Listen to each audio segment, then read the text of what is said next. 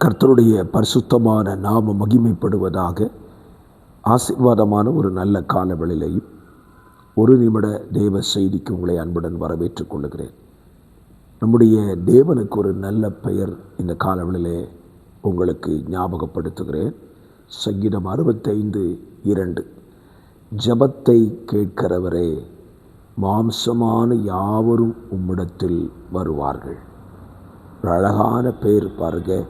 நம்முடைய ஆண்டவருக்கு பேர் ஏராளம் இருந்தாலும் இந்த காலவெளியிலே வேதம் சொல்லுகிறது, அவர் ஜெபத்தை கேட்கிறவர். அப்படியானால் நாம் ஜெபிக்கும் பொழுது ஒரு காரியத்தை ஞாபகத்தில் வைத்து கொள்ள வேண்டும். என் ஜெபத்தை கேட்கிறவரிடத்தில்தான் நான் ஜெபித்து கொண்டிருக்கிறேன் என்ற சிந்தையோடு ஜெபியுங்கள். உங்கள் விசுவாசம் இன்றைக்கு பலப்படும் என்பதில் சந்தேகமே இல்லை. ஆமேன், ஆமேன்.